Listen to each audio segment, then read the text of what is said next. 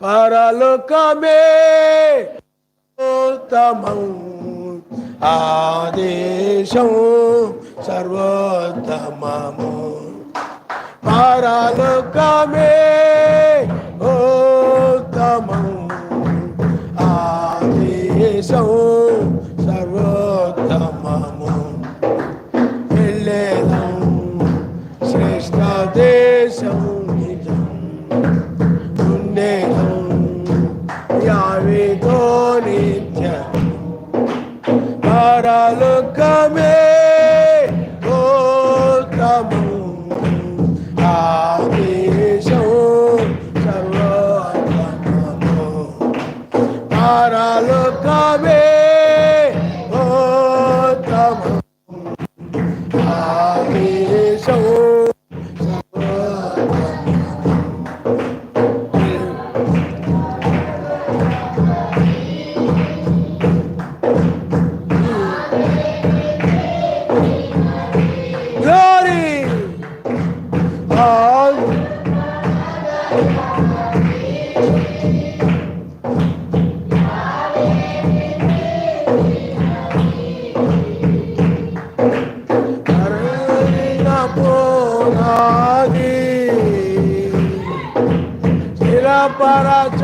పరచబడినాది.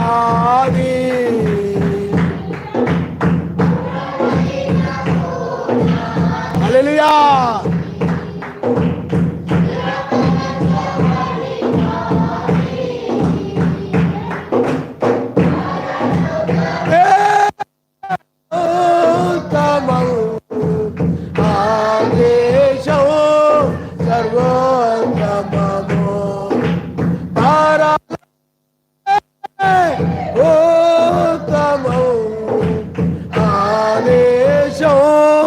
సర్వోత్తమము, శ్రేష్ఠ దేశం యావేతో నిత్యము. హల్లెలూయా, హల్లెలూయా. హెబ్రీయులకు రాసిన పత్రిక 2వ అధ్యాయము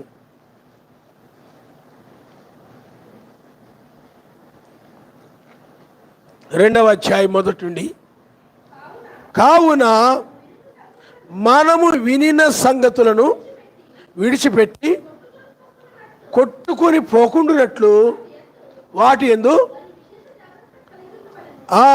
యందు విశేష జాగ్రత్త కలిగి ఉండవలను. ఎందుకనగా దేవదూతల ద్వారా పలుకబడిన వాక్యము స్థిరపరచబడినందున ప్రతి అతిక్రమమును అవిధేయతను న్యాయమైన ప్రతిఫలము పొంది ఉండగా, ఇంత గొప్ప రక్షణను మనము నిర్లక్ష్యము చేసిన యెడల ఎలాగూ తప్పించుకుందాము. అట్టి రక్షణ మెస్సయ బోధించుడు చేత ఆరంభమై సర్వశక్తిమంతుడు తన చిత్తానుసారంగా సూచక్రియల చేతను మత్కార్యముల చేతను పిల్లారా నానా విధములైన అద్భుతముల చేతను వివిధములైన పరిశుద్ధాత్మ వరముల చేతను అనుగ్రహించడం చేతను వారితో కూడా సాక్ష్యం ఇచ్చుండగా, వినిన వారి చేత మనకు దృఢపరచబడెను. హల్లెలూయా. పిల్లారా ఇక్కడ మీరు చూడండి, మెస్సయ బోధించుడు చేత రక్షణ ఆరంభమైనదని, ఇంత గొప్ప రక్షణను మనం నిర్లక్ష్యం చేసిన ఎలాగూ తప్పించుకుందామని వాక్యం చెప్తా ఉంది. అంటే రక్షణ అనేది మొట్టమొదట బోధించే దగ్గర నుండి ఆరంభమైంది. 2000 సంవత్సరాల నుండి ఈ రక్షణను సువార్తను ఆయనే రక్షకుడుగా, అందుకే బైబిల్ చెప్తుంది తన ప్రజలను వారి పాపముల నుండి ఆయనే రక్షించును గనక ఆయనకు యాషువా అని పేరు పెట్టబడింది. ఆయనకు పుట్టినప్పుడు పెట్టిన పేరేంటి చెప్పండి? యాషువా. ఎవరినైనా మీరు ఆయన పుట్టినప్పుడు పేరేంటి, మీరు యేసు అని పెట్టారా, ఏసా అని పెట్టారా, జీసస్ అని పెట్టారా? ఎందుకంటే భాషకు ఒక పేరు ఉంది. మరి ఏ పేరు పెట్టారా ఆయన పుట్టినప్పుడు అంటే అది చెప్పలేరు. ఆయన పుట్టినప్పుడు మాత్రము యాషువా మెస్సయ్యా, హల్లెలూయా. ఆ తర్వాత భాషను బట్టి ఆయన పేరు కూడా మార్చేశారు. కాబట్టి పిల్లారా, కాబట్టి ఆయన బోధించుడు చేత, ఎందుకంటే ఆయనే రక్షకుడు కాబట్టి ఆయన బోధించుడు దగ్గర నుండి రక్షణ ఆయన దగ్గర నుండి ఆరంభమైంది. కాబట్టి ఆ తర్వాత అపోస్తులు బోధించారు ఆ రక్షణ గురించి. ఆ తర్వాత ఏమండి, అందుకనే దేవదూతల ద్వారా పలుకబడిన వాక్యము. కాబట్టి ఆ తర్వాత 5 రకాల పరిచర్యలు, అంటే వధువు బోధించింది ఆ రక్షణ గురించి, మొదటి రాక యొక్క గురించి. అందుకని నమ్మి బాప్తిజం పొందినవాడు రక్షించబడను, నమ్మని వారికి శిక్ష విధించబడును. కాబట్టి పిల్లారా, నువ్వు నామములో నువ్వు బాప్తిజం పొంది నువ్వు రక్షించబడ్డావు. కాబట్టి ఆ రక్షణను ఏమండి, ఆ వాక్యమును కూడా, రక్షణ వాక్యమును కూడా నిర్లక్ష్యము చేయకూడదు. అపోస్తుల బోధ ఏంటి? రక్షణ వాక్యము. నువ్వు రక్షించబడిన తర్వాత మరలా నీకు రక్షణ అవసరమైంది. సాతానుడు వల్ల పడిపోకుండా గర్జించి సింహములు ఎవరిని మింగుదునా అని వాడు చూస్తున్నాడు. కాబట్టి ఆ విధంగా వాడి చేతి నశించిపోకుండా, అంటే వ్యభిచారంలో, దొంగతనంలో, త్రాగుడులోనూ, అబద్ధాల్లోనూ, మోసాల్లోనూ, వీటిలోనూ వాటిలోనూ పడిపోకుండా ఆ వాక్యం ఏం చేస్తే చెప్పండి, నిన్ను రక్షిస్తూ ఉంటుంది. అందుకనే ఇక్కడ విని వెళ్ళిపోండి సరిపోద్దులని చెప్పలేదు బైబిల్లో. ఏం చెప్తుంది వాక్యము? మనం వినిన సంగతులను విడిచిపెట్టి కొట్టుకొని పోకుండునట్లు, మనం ఏమైతే విన్నామో వాటిని విడిచి, నేను విడిచిపెట్టి అవి కొట్టుకొని పోకుండానట్లు విశేష జాగ్రత్త కలిగి ఉండాలంటే విన్నటువంటి వాటిని పదే పదే పదే ఎక్కడ నాయుడు బయట కొట్టుపోయా అని జాగ్రత్త కలిగి అవి కొట్టుకొని పోకుండా నీ హృదయములో వాటిని భద్రపరుచుకుంటూ. ఆమె వధువు, నువ్వు ఆమెలా ఉన్నావు లేదో గుర్తుపెట్టుకో. విన్నది విన్నట్టు మర్చిపోయి కనబడిన ఆలోచించుకుంటా, వినబడిన వాటిని ఆలోచించుకుంటా, బండి మీద వెళ్తూ కూడా, రోడ్డు మీద వెళ్తూ కూడా ఏదోదో వాళ్ళ గురించి, వీళ్ళ గురించి, ఆ రోడ్డు మీద కనబడిన వాటి గురించి ఏయో ఆలోచించుకుని వెళ్ళిపోయాం అనుకోండి, ఆ వాక్యం కొట్టుకుపోతుంది. వినిన వాక్యం కొట్టుకుపోయి లోకం వచ్చేది లోపల నీ హృదయంలో. ఎవరన్నా నీ వంక చూస్తే, మగాళ్ళు ఎవరైనా నీ బండి మీద వెళ్తుంటే ఎదురుబడి నీ వంక చూశారనుకోండి, వాళ్ళ గురించి ఆలోచించుకుంటూ వెళ్ళిపోతాం. ఎవరొక ఆవిడ నవ్విందనుకోండి, నీ వంక చూసి వాళ్ళ గురించి ఆలోచించుకుంటూ వెళ్ళిపోతుంటాం. కాబట్టి పిల్లారా, అప్పుడు వాక్యం కాదు, వాక్యం పోయింది. వాక్యాన్ని గురించి జ్ఞాపకం చేసుకుంటూ ప్రార్థన చేసుకుంటూ, జ్ఞాపకం చేసుకుంటూ ప్రార్థన చేసుకుంటూ ఉండే వధువు నిజమైన వధువు. వాక్యాన్ని మర్చిపోయి లోకాన్ని గురించి ఆలోచించుకుంటూ వెళ్ళేది అబద్ధ వధువు. నిజమైన వధువు వాక్యాన్ని జ్ఞాపకం చేసుకుంటూ అది వాక్యాన్ని జ్ఞాపకం వెళ్ళేది నిజమైన అది. అలాంటి వదిలే వదిలేసి వెళ్ళిపోయి ఇంకా దాని గురించి ఆలోచన లేకుండా నేను నమ్మానులే, బాప్తిజం పొందానులే అనే భ్రమలో ఉండి వాక్యం వాళ్ళ హృదయంలో లేకుండా, వాళ్ళ జాగ్రత్త లేకుండా మిగతా వాటి విషయంలోనే జాగ్రత్త. ఏమండి, పాడైపోతాయేమో, కొట్టుకుపోతాయేమో, చెడిపోతాయేమో అని ఇంట్లో వాటి విషయంలో ఎంతో జాగ్రత్త కలిగి వాటిని ఎంతో భద్రంగా ఉంచుకుంటా, కొట్టుకుపోకుండా, పాడైపోకుండా, చెడిపోకుండా. ఏమండి, కానీ వాక్య విషయంలో నీకు ఆ జాగ్రత్త ఉండదు. ఎక్కడ మర్చిపోతానని పదే పదే వినడం, ఆ వర్తమానాన్ని పదే పదే వినడం, ఈ వర్తమానాన్ని మరలా పదే పదే వినడం చేస్తుంటే ఆమె జాగ్రత్త అనమాట. ఎందుకమ్మా పదే పదే వర్తమానం విన్నామంటే, ఎక్కడ మరలా వాక్యాన్ని మర్చిపోతానని, ముందు వర్తమానం ఎక్కడ మర్చిపోతానని వింటున్నాను. ఆమె నిజమైన వధువుది. ఈ నామకార్థ వధువు ఉందనుకోండి, వింటది, ఆ వర్తమానం కొట్టుకుపోద్ది, లోకం ఆమెలో ఉంటుంది. ఆమె ఎందుకంటే ఆమె నిర్లక్ష్యం. వాక్యం అంటే నిర్లక్ష్యం, సువార్త అంటే నిర్లక్ష్యం, ఆయన మాటలంటే నిర్లక్ష్యం. నిర్లక్ష్యంగా ఉంటుంది, లెక్కలేని తరం. ఆరాధన అంటే భయం ఉండదు, అలాంటి విశ్వాసులు, అలాంటి సంఘము నశించిపోద్ది ఎప్పటికైనా. అలాంటి విశ్వాసులు నశించిపోతారు. సంఘం అంటే విశ్వాసులే, రారు పరలోక రాజ్యానికి రారు. ఎందుకంటే వాళ్ళకి నిర్లక్ష్యం. అందుకని ఇంత గొప్ప రక్షణ నిర్లక్ష్యం చేసిన ఎడల నువ్వు ఏమండి ఇల్లును తుడుచుకోవడం నిర్లక్ష్యం చేస్తే ఇల్లంతా ఏమైపోద్ది? బూజు బట్టి, దుమ్ము బట్టి, సామాన్లంతా కూడా దుమ్ము పట్టేసి పాడైపోతాయి. నీ బండి ఉందనుకోండి, తుడుచుకోకుండా నిర్లక్ష్యం ఇస్తే ఏమైపోతాయి? తుప్పు పట్టిపోతాయి. అందుకని నిర్లక్ష్యం లేకుండా దానికోసం ఏం చేస్తా చెప్పండి? జాగ్రత్తలు తీసుకుంటాం. ఆయిల్ వేయడం, తోడవడం, నీళ్లతో కడగడం, అవునా చేస్తుంటావు. నిర్లక్ష్యం చేస్తే ఏమైపోద్ది? పాడైపోద్ది. లేకపోతే నీకు ఏదైనా అనారోగ్యం ఉందనుకోండి, నిర్లక్ష్యం చేస్తావా? నిర్లక్ష్యం చేయవు.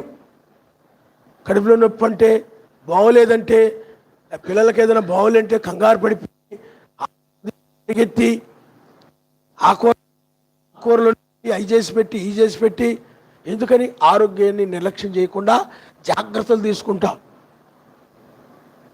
ఏమండి? కాబట్టి వీటి విషయంలో నిర్లక్ష్యం లేకుండా ఎంతో జాగ్రత్తగా ఉంటుంటాం, ఎన్నో జాగ్రత్తలు తీసుకుంటాం. పిల్లల గురించి కానీ, నీ గురించి కానీ ఎన్నో జాగ్రత్తలు తీసుకుంటాం. కానీ వాక్యం దగ్గరకు వచ్చేటప్పటికి ఏమి జాగ్రత్తలు తీసుకో. ఎక్కడ మర్చిపోతానా, ఎక్కడ వాక్యం నా హృదయంలో నుండి, నా ఆలోచనలో నుండి బయటకు పోతా, ఏమి జాగ్రత్త తీసుకోకుండా, వర్తమాన విషయంలో, రక్షణ విషయంలో జాగ్రత్త లేకుండా, ఇప్పుడు నేనున్నాను, చాలా జాగ్రత్త పడతాను. ప్రతి బుధవారం వర్తమానం పంపాలి, ప్రతి శనివారం సాయంత్రం, ఆదివారం చదువుకునేలాగా పంపాలి. ఏమి వర్తమానం పంపడం విషయంలో నిర్లక్ష్యం వహించను. చాలా జాగ్రత్తలు తీసుకొని, అర్థమైందా? తప్పులు లేకుండా చేయడానికే. అవసరమైతే కొన్నిసార్లు నేను రాయడంలో తప్పులు దొరికినా, కొన్నిసార్లు తప్పులు వస్తుంటాయి. చేయడంలో తప్పులు దొరికినా చూసి కొన్నిసార్లు పిల్లల మీద కూడా కోప్పడి అది సరిగా చేయమని చెప్పి జాగ్రత్త, తప్పులు లేకుండా ఉండాలని ఒక జాగ్రత్త తీసుకొని, నిర్లక్ష్యంగా తప్పులు ఏమైంది లేకపోతే పోయింది, నిర్లక్ష్యం లేదు. ఆయన లేకుండా చేయండి. నిర్లక్ష్యంగా చేసినట్లు తప్పులు వస్తాయి.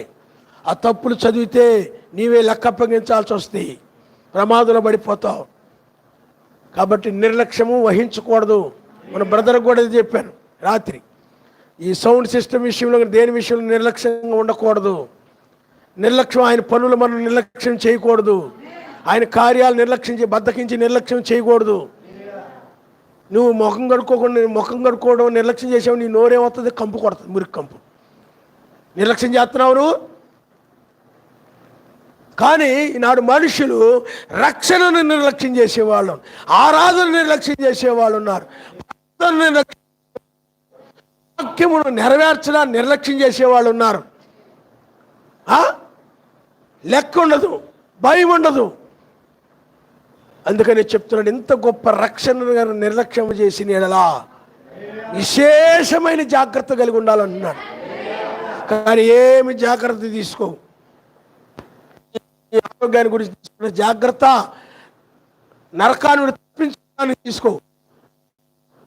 నీకు అర్థమైందా? నీ పిల్లల గురించి నువ్వు తీసుకునే జాగ్రత్త, వాళ్ళ ఆత్మీయంగా ఎదగడానికి, ఆ భక్తికి సంబంధించిన ఏమి జాగ్రత్త తీసుకో. ఆ బోధన పెంచాలనుకోవు, ఆరాధన మానకుండా తీసుకురావాలనుకోవు, కుటుంబం అంతా రావాలి. ఎందుకని వీళ్ళ కుటుంబం మొత్తం వస్తారు, సంతోషపడతాను. నీకు అర్థమైందా?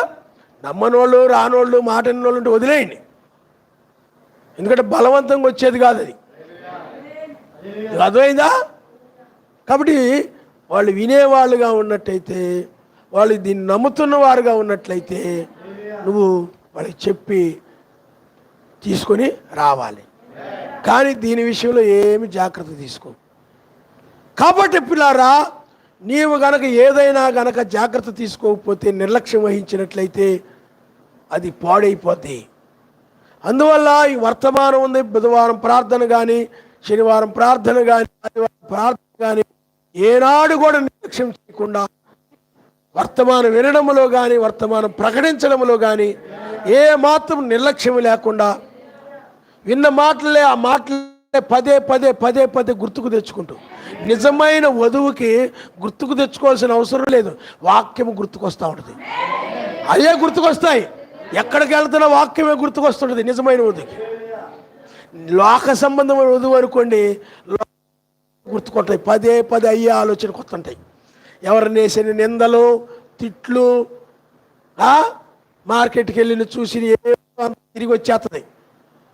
ఆ మార్కెట్లో ఉన్నట్టు కనబడినటువంటి చూసిన వాటన్నిటినీ కూడా ఏమండి ఏవేవో లోకంలో విషయాలు, ఎవరన్నా మీ ఆయన్ని తిడితే ఇంకోరు ఎవరైనా తిట్టకూడదు, నేను చెప్తున్నాను. ఉదాహరణకి ఎవరన్నా అతడు అన్ని ఏంటి మత్స్యా కూడా ఏంటి తిట్టాడు అనుకోండి, అయ్యే పదే పదే గుర్తుకొస్తుంటాయి. నువ్వేమంటావు అంటే ఆయన మాటలే పదే పదే గుర్తుకొస్తున్నాయి, అసలు నిద్ర పట్టలేదంటావు. మరి ఇవన్నీ నీకు గుర్తుకొస్తున్నాయి, పనికిమాలు ఇవన్నీ కూడా.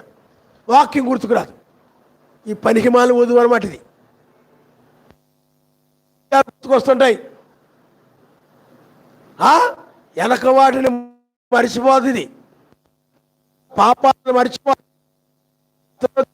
కళలు, పాపాలు, పొరపాట్లు ఏమైనా ఒప్పుకొని తర్వాత వాడిని మర్చిపోవాలి.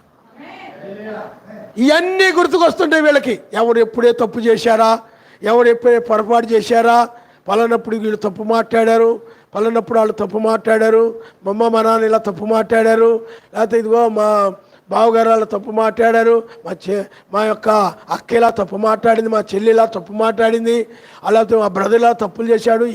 ఇవి నీకు మాత్రం తప్పులు, ఎదురుజోళ్ళ తప్పులు మాత్రం బాగా గుర్తుకొస్తుంటాయి. మా ఆవిడ ఇలా నా విషయంలో ఇలా తప్పులు చేసింది, మా ఆయన నా విషయంలో ఇలా తప్పులు చేశాడు, ఈ తప్పుడు మాటలు మాట్లాడాడు, మా ఆవిడ ఇలాగ నన్ను బూతులు తిట్టింది. ఈ అనవసరమైనవన్నీ కనుక వాళ్ళకి పదే పదే పదే పదే గుర్తుకొస్తున్నాయి అంటే వీళ్ళు నిజమైన వధువు కాదు. వీళ్ళు ఒప్పుకొని వీళ్ళు వీళ్ళు పరలోక రాజ్యానికి రారు. ఇలాగా లోకము అవి ఇవి గుర్తుకొస్తా ఉన్నాయి అంటే వీళ్ళు రారు. వీళ్ళు ఇలాగే ఉంటారనుకునే పనితో నువ్వు పరలోకం మీద ఆశ పెట్టుకోవడం అనవసరం. నిజమైన వధువుకి ఈ ఒక వర్తమానం వింటే ఆమెకి ఎక్కడికి వెళ్ళినా ఆ వర్తమానమే, ఆ 6 కుండలు లేకపోతే 6 బాణలు గురించి, ఆ ద్రాక్షారసము గురించి, అవే అవే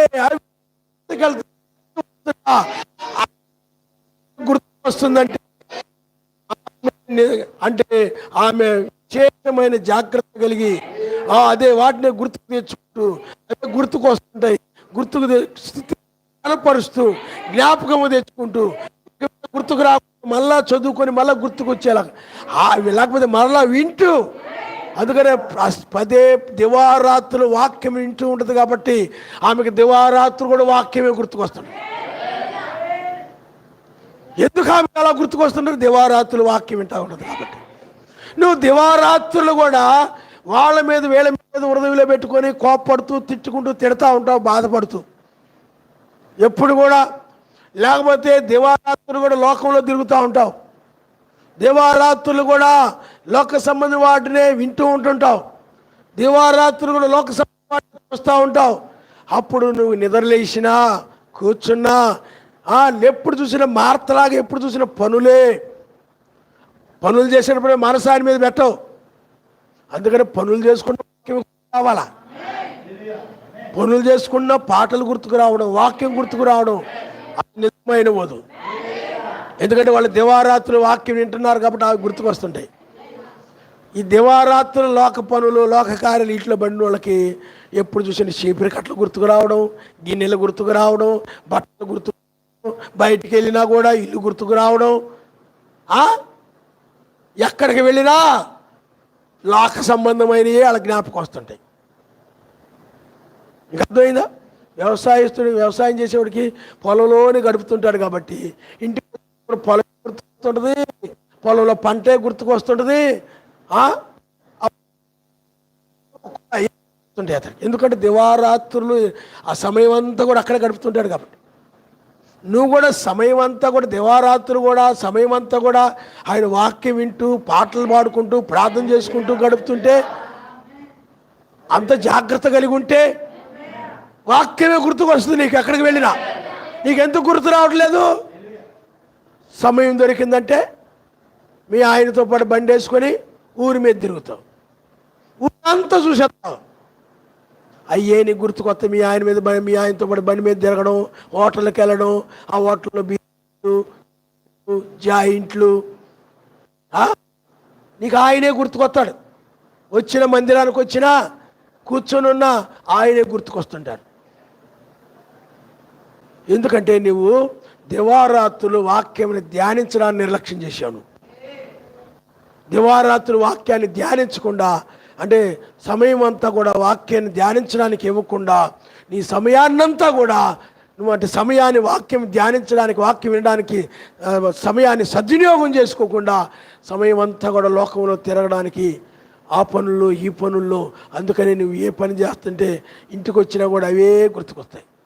నువ్వు ఉదాహరణకి ఇక్కడ తాపి పని చేస్తున్నావు అనుకోండి, ఉదాహరణకి మనం ఏ వాక్యం వింటూనో, పాటలు పాడుకుంటూనో, లేకపోతే సెల్ ఫోన్లో వాక్యం పెట్టుకుని వాక్యం వింటూనో పని చేసుకుంటూ ఉంటే వాక్యమే, ఆ వాక్యంలో గడుపుతూ ఉంటే ఇంటికి వెళ్ళినా కూడా వాక్యమే గుర్తుకొస్తాయి.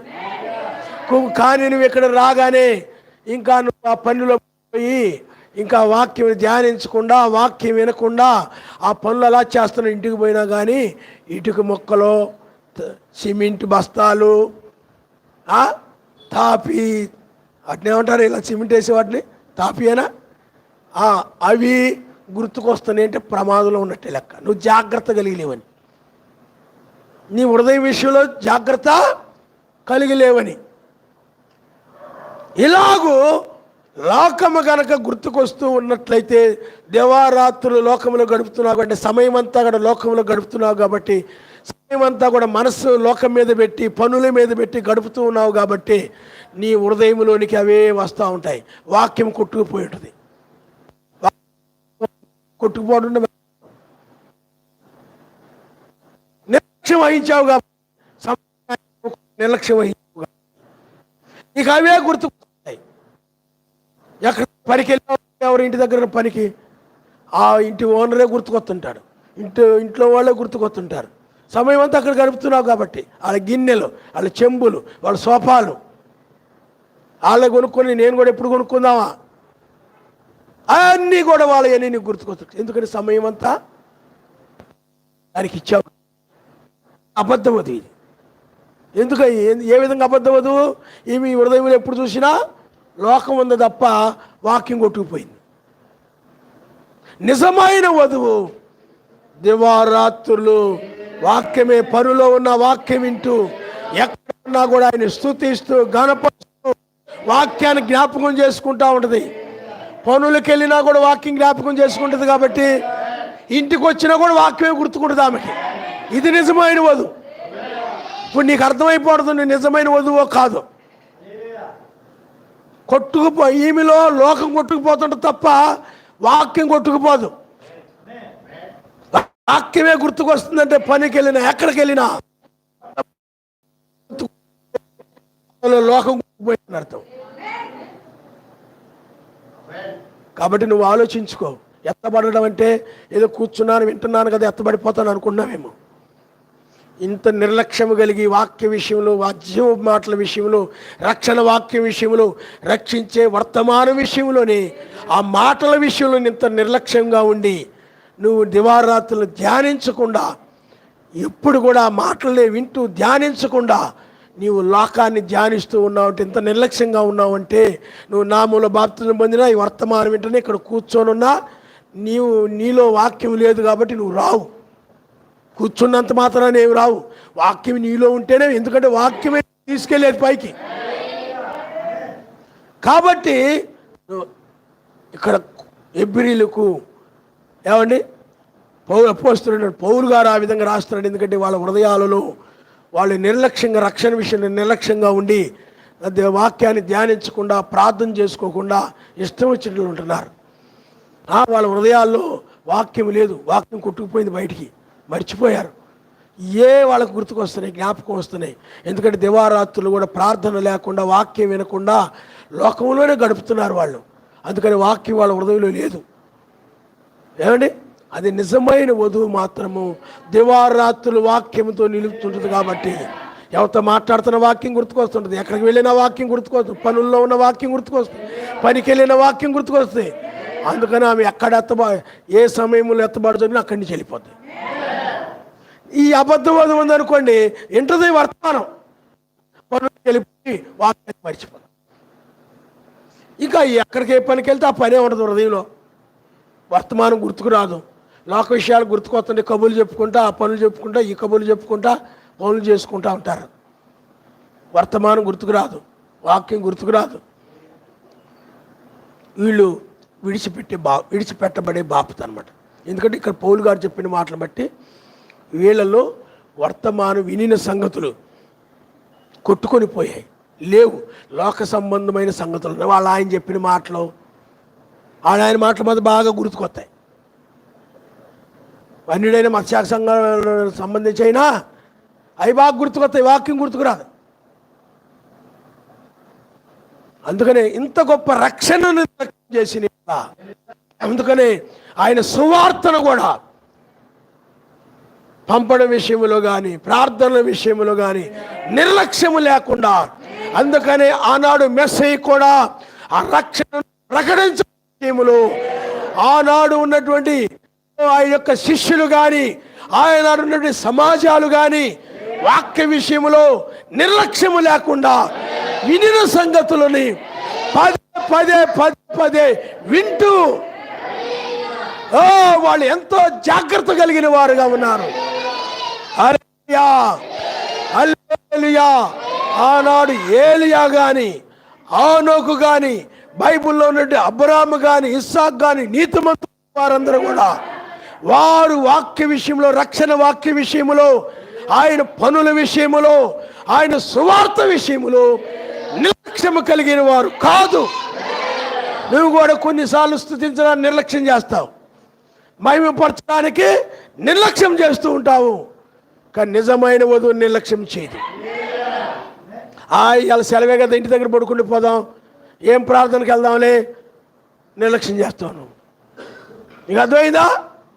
ఏం వెళ్దాంలే, ఎండగా ఉంది, ఏం వెళ్దాంలే, వర్షంగా ఉంది, ఏం వెళ్దాంలే, చలిగా ఉంది, ఏం వెళ్దాంలే, ఆయన ఇంటి దగ్గర ఒక్కడే ఉంటున్నాడు, ఇలాగ ఏదో విధంగా నిర్లక్ష్యం చేస్తుంటావు. కానీ ఆయన నిర్లక్ష్యము చేయలేదు.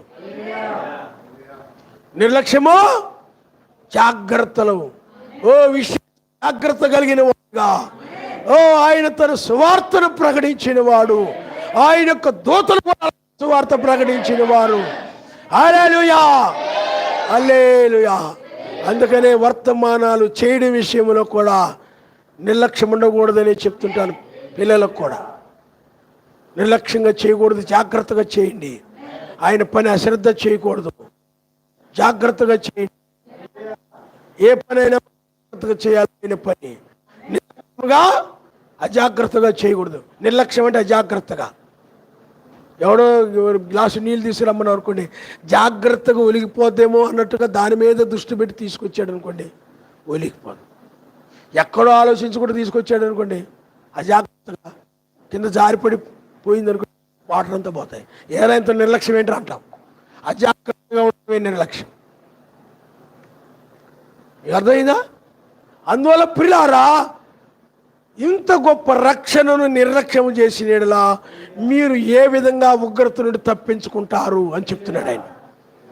ఏ విధంగా మీరు ఎత్తబడతారు అంటున్నాడు ఆయన.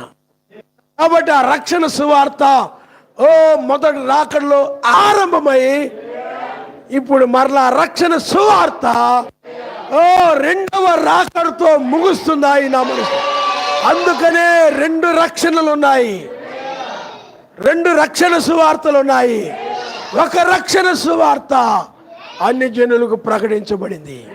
2000 సంవత్సరాలు 7 దూతలు ఆయన పంపించి 5 రకాల పరిచర్యకులను పంపించి రక్షణ సువార్త బూదిగంతం ప్రకటించబడింది. ఆ రక్షణ సువార్త 1995లో ముగించబడింది. అందుకనే ఆ కాలములో రక్షణ సువార్త విషయంలో, ఆ రక్షణ విషయంలో సంఘము కానీ దూతలు కానీ నిర్లక్ష్యముగా లేకుండా బహు జాగ్రత్త కలిగిన వారై ఆ రక్షణ కాపాడుకున్నారు. ఆ రక్షణ జీవితాలు కాపాడుకున్నారు, పరిశుద్ధతను కాపాడుకున్నారు, నీతిని కాపాడుకున్నారు, వర్తమానాన్ని హృదయంలో భద్రపరుచుకున్నారు కాబట్టి పరిశుద్ధులుగా జీవించారు. ఈనాడు మనుషుల హృదయాల్లో వాక్యం, సెల్ ఫోన్లు ఉన్నాయి. సెల్ ఫోన్కు మందిరాలుగా ఉన్నారు అందరూ. నిద్ర లేచిన దగ్గర నుండి సెల్ ఫోన్ దగ్గరే కూర్చుని ఆ సెల్ ఫోనే వాళ్ళ హృదయంలో ఉంటుంది తప్ప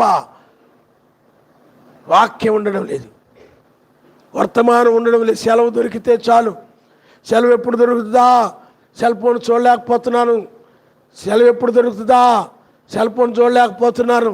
రోజు స్కూల్ ఉంటుంది, రోజు కాలేజీ ఉంటుంది, ఇలా ఆదివారమే కదా ప్రార్థనకు కొడదాం, ఇంటి దగ్గర సెల్ ఫోన్తో చూసుకుందాం, సెల్ ఫోన్ చూసుకుంటా ఉందాం, అది ఫ్రెండ్స్తో తిరుగుదాం, గాలికి తిరుగుదాం. నిర్లక్ష్యం. నేను ఇంత ఈ రక్షణ నిర్లక్ష్యం చేసినట్లయితే రక్షించబడరనుంది బైబిల్లో. ఎలాగ తప్పించుకుంటారు, ఎలాగ రక్షించబడతారు అన్నాడు ఆయన. వినిన సంగతుల్ని వినినట్టు వదిలేసి నీవు ఇంతకుముందు రక్షణ పొందకముందు ఎలాంటి జీవితం కలిగి ఉన్నావో, ఎలాంటి ఆలోచనలు, ఎలాంటి మాటలు, ఎలాంటి క్రియలు ఉన్నాయో బాప్తిజం పొందకముందు అదే జీవితం జీవిస్తున్నావు. పేరుకు మాత్రం బాప్తిజం పొందాను, పేరుకే బాప్తిజం తీసుకున్నావు తప్ప జీవితం మారలా, ఆలోచన మారలా. ఏమండి, నీలో ఆ చెడు బోలా, లోకం బోలా, వాక్యం బయటికి పోతుంది. లోకం ఉంటుంది హృదయంలోనే, వాక్యం గుర్తుకు రాదు నీకు. లోక విషయాలు ఎప్పుడు గుర్తుకొస్తూ ఉంటాయి, వాక్యం గుర్తుకు రావట్లా. వాక్యం కొట్టుకుపోయింది, నీ హృదయంలో లేదు. ఎందుకంటే హృదయంలో వాక్యం లేకపోతే నువ్వు ఎలాగ రక్షించబడతా ఉన్నది బైబిల్లో. ఈ నిర్లక్ష్యం వలన, నీ నిద్రపోతానం వలన. కాబట్టి పిల్లారా, మీరు ఆలోచన చేయండి.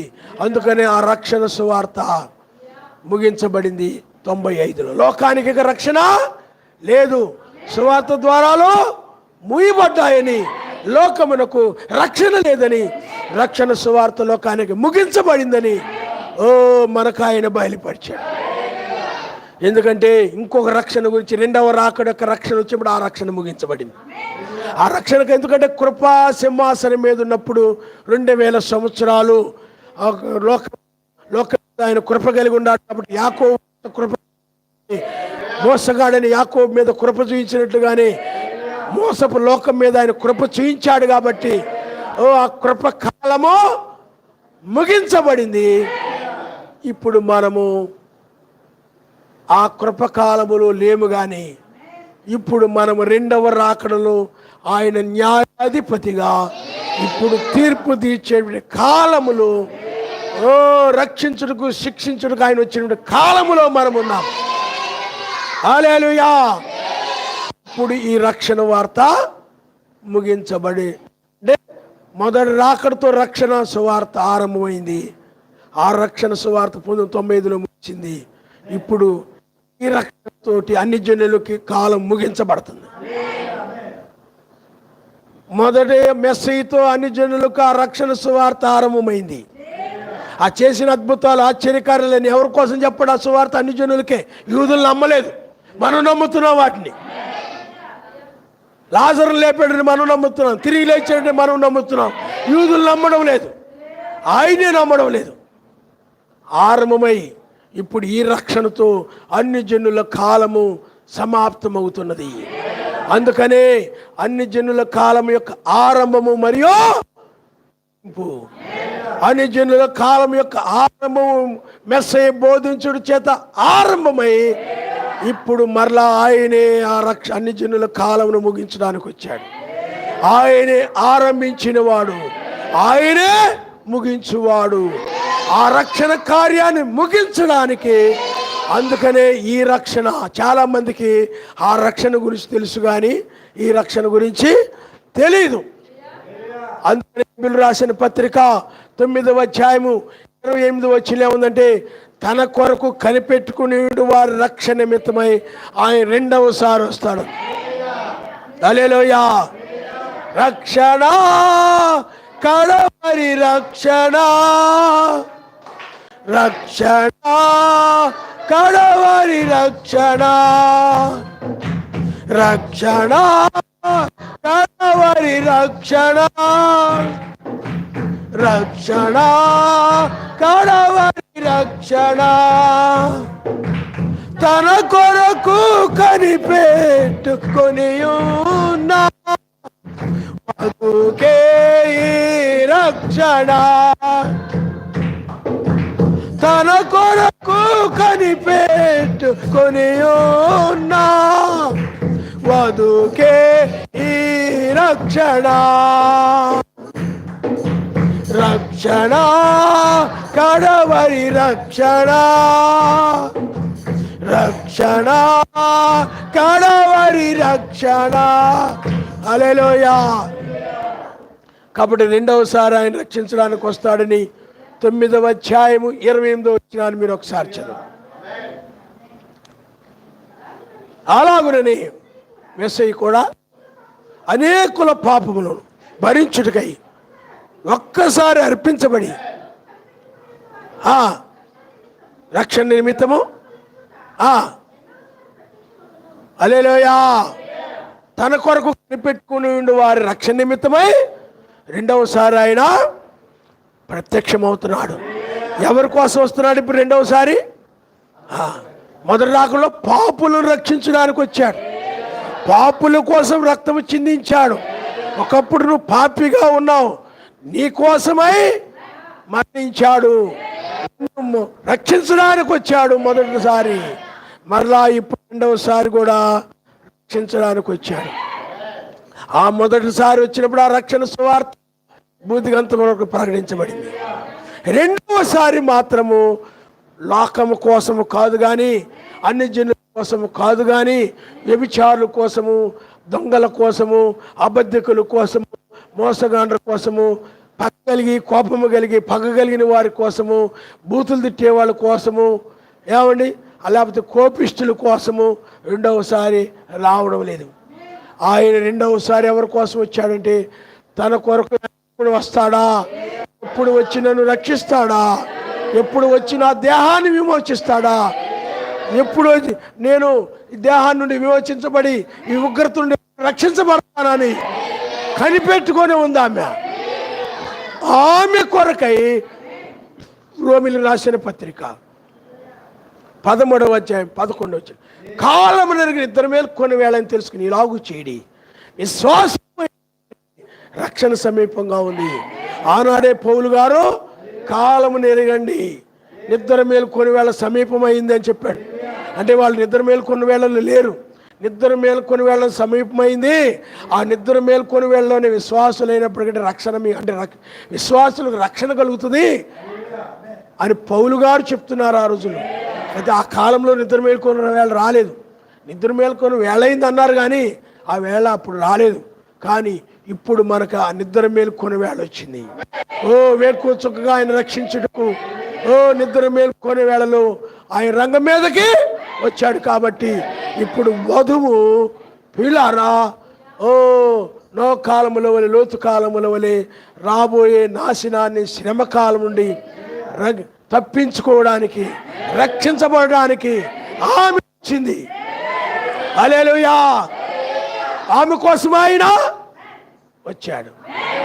ఆమె కూడా రక్షణ కోసమై ఆయన కోసం వచ్చింది. హల్లెలూయా, హల్లెలూయా. కాబట్టి రక్షణ వర్తమానం ఎవరికి? వధువుకు మాత్రమే, మతశాఖ సంఘాలకు కాదు. అదే ఇంతకుముందు అయినట్లయితే మతశాఖ సంఘాల నుండి బయటకు పిలవడానికి ఆ వర్తమానం. ఈ వర్తమానము మతశాఖ సంఘాల నుండి బయటకు పిలువబడిందే వధువు. ఈ వర్తమానము వధువుని పైకి పిలవడానికి, వధువుని పైకి తీసుకొని వెళ్ళడానికి వేకు చుక్కగా 1996లో ఆయన రంగం మీదకి వచ్చాడు. హల్లెలూయా. అందుకని ఇప్పుడు విశ్వాసురాలైన ఆయన వధువు నామములో బాప్తిజం పొంది నిర్లక్ష్యము లేకుండా ఆ యొక్క వాక్యమును బండి మీద వెళ్తున్నా కూడా వాక్యమే గుర్తుకొస్తుంటుంది. ఇలాగ వర్తమానం బండి మీద వెళ్తా ఉందనుకోండి, వాక్యమే గుర్తుకొస్తుంది అనుకోండి, నువ్వు నిజమైన వధువే లెక్క.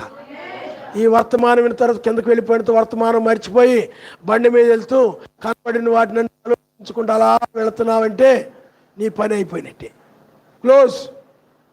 ఇక్కడే కొట్టుకుపోయింది వర్తమానం, విన్నది మెట్ల కింద దిగ్గానే కొట్టుకుపోయింది.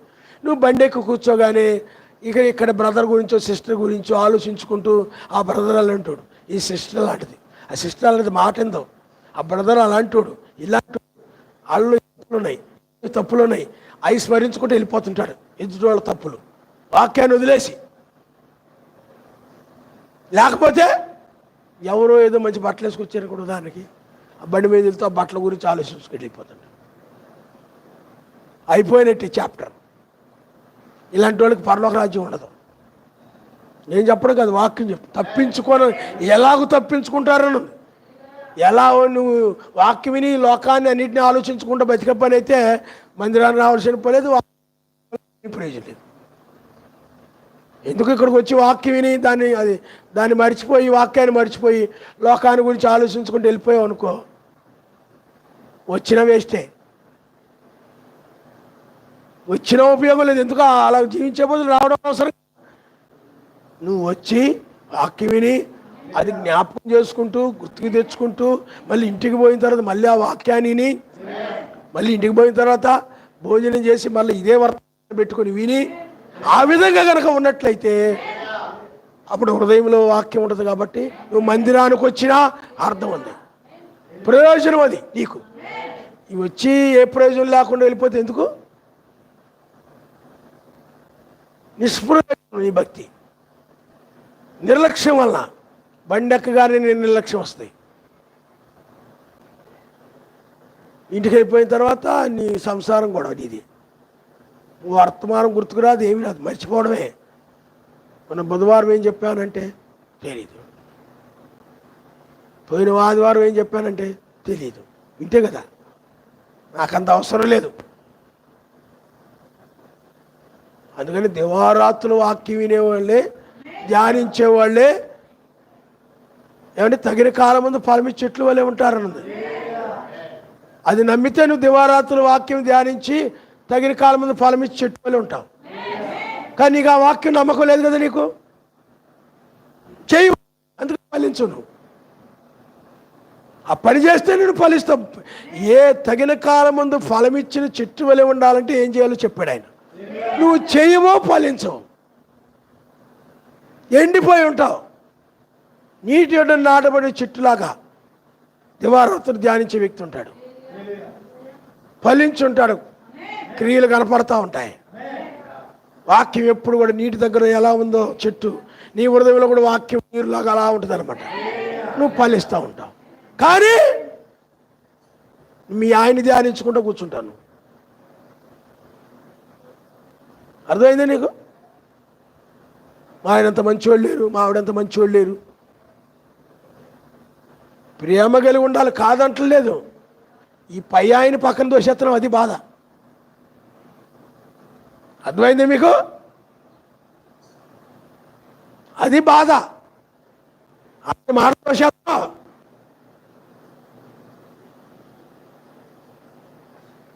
నేను చాలా దృష్టివంతురాలు. మా ఆయన ఎక్కడ కావాలంటే అక్కడ పెత్తనాడు ఆయన. అతను లోకస్తుడు లేకపోతే నిజంగా ఈ చరిత్రకి వచ్చేవాడు అనుకుందాం. లోకంతో తిప్పుతుంటే మంచివాడా? దివారాత్రులు వాక్యం ధ్యానించుదాము అని చెప్పే భర్త నిజమైన నన్ను అడిగితే,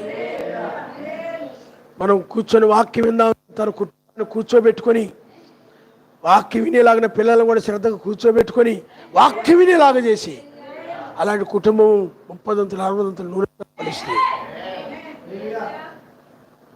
కానీ మందిరానికి వెళ్ళాం, పని అయిపోయింది, మన పనికి అయిపోయింది, ఆయనకి ప్రార్థన చేసాం, స్తుతులు చేసి చెల్లించాం, పాటలు పాడాం, అమ్మయ్యా నా డ్యూటీ అయిపోయింది. ఇక్కడ డ్యూటీ మారుతాం అంతే. ఇదే డ్యూటీ కంటిన్యూ చేయవు, సాతాను డ్యూటీ ఎక్కుతావు. వాడు డ్యూటీ చేస్తున్నావు అక్కడి నుండి. ఎక్కడ తప్పించుకుంటావు నువ్వు? అర్థమైందా? ఆలోచించుకో. నీ గురించే చెప్పేది, ఆలోచించుకో. కాబట్టి కూడా ఈ రక్షణను కూడా నువ్వు నిర్లక్ష్యం చేస్తున్నావేమో, ఈ వర్తమానాన్ని కూడా నిర్లక్ష్యం చేస్తున్నావేమో. చాలా మంది అయ్యగారు వర్తమానం, బ్రహ్మాం గారు వర్తమానం నిర్లక్ష్యం చేసినందువల్ల ఈ రాకడను చూడకుండా వెళ్ళిపోయారు, తృణీకరించారు వాళ్ళు. ఇక అర్థమైందా? బ్రహ్మాం గారు సంఘాల్లో కూడా చాలా సంఘాలు ఈ వర్తమానం ఎందుకు నమ్మడం లేదు, ఈ వాక్యాన్ని ఎందుకు నమ్మడం లేదంటే వాళ్ళు బ్రహ్మాం గారు వర్తమానం విషయంలో నిర్లక్ష్యముగా అజాగ్రత్తగా ఉన్నందువల్ల, వాళ్ళ హృదయంలో వాక్యం లేనందువలన దీన్ని అసలు విశ్వసించలేకపోతున్నారు. ఎందుకంటే ఆ రక్షణ విషయంలో, ఆ వాక్య విషయంలో వాళ్ళు నిర్లక్ష్యం వహించారు కాబట్టి ఈ వర్తమానాన్ని పోగొట్టుకున్నారు. కాబట్టి ఇప్పుడు ఈ రక్షణ విషయంలో కనుక నువ్వు నిర్లక్ష్యం కలిగి ఉన్నట్లయితే నీ ప్రమాదంలో పడతావు. అందుకని ఇప్పుడు నిన్ను లోక నాశనం నుండి రక్షించడానికి వచ్చాడు. పైకి తీసుకుని వెళ్ళి 3.5 సంవత్సరం భూమి మీద శ్రమలు ఉంటాయి కాబట్టి ఆ శ్రమల నుండి తప్పించడానికి ఆ 3.5 సంవత్సరం మధ్య ఆకాశంలో నిన్ను దానికి వచ్చాడు ఆయన. అలే కాబట్టి ఇప్పుడు ఈ రక్షణను గనక నిర్లక్ష్యం చేసినట్లయితే, అందుకని ఈ వర్తమానము పదే పదే పను చేస్తున్నా ఈ వర్తమానమే నీకు గుర్తుకొస్తుందంటే నువ్వు ఎత్తబడతావు సహోదరుడా, అందుట్లో అనుమానము లేదు. ఆ వర్తమానం ప్రకారం జీవిస్తున్నావంటే ఎత్తబడతావు. ఈ వర్తమానం కనుక విన్న తర్వాత ఏమి గుర్తుకు రాకుండా ఏవేవో ఆలోచనలకు వస్తూ ఉంటే, ఏవేవో ఆలోచనలు వస్తూ ఉంటే, పనులు వాళ్ళు, ఆ కూలి వాళ్ళు, పొలం పనులకు వెళ్తే పొలంలో పనిచేసేవాళ్ళు, ఇంటి దగ్గర ఉంటేనే ఇంటి దగ్గర ఇంటి వెనక ఇంటి ముందు ఉన్నోళ్ళు, ఎక్కడికి వెళ్ళినా లేకపోతే ఆ రోడ్డు మీద ఎవరో కనబడుతుంటారు నీకు, ఆ దారిలో ఈ దారిలో. వాళ్ళు వీళ్ళు, ఇంటి ముందోళ్ళు, ఇంటి వెనకోళ్ళు. ఏమండి, నువ్వు ఆ ఇల్లు వదిలిపెట్టి అక్కడి నుంచి ఇక్కడికి వచ్చినా, మందిరానికి వచ్చినా ఇంటి దగ్గర విషయాలు జ్ఞాపకం వస్తూ ఉన్నాయంటే వాక్యం గుర్తుకు రాకుండా ప్రమాదం వేసమ్మా. ఎల్లప్పుడు కూడా మన హృదయంలో వాక్యమే, ఎత్తబడాలంటే వాక్యమే. అందుకనే బైబిల్ చెప్తుంది, ఆయన రక్షించడానికి వచ్చాడు సుమ్మా, రక్షించడానికి వచ్చాడు. అయితే బహుకొద్ది మంది మాత్రమే రక్షించబడతారని బైబిల్ చెప్తుంది. హల్లెలూయా. మిగతా వాళ్ళు ఎందుకు రక్షించబడరు? అసలు సబ్జెక్ట్లోకి ఇప్పుడు కొద్ది మాటలు మనం యెషయా గ్రంథము 59వ అధ్యాయము మొదటి నుండి మీరు ఒకసారి చూడండి. యెషయా గ్రంథము 59వ అధ్యాయము మొదటి నుండి. రక్షింపనేరకయుండునట్లు యావే హస్తము కూర్చగాలేదు.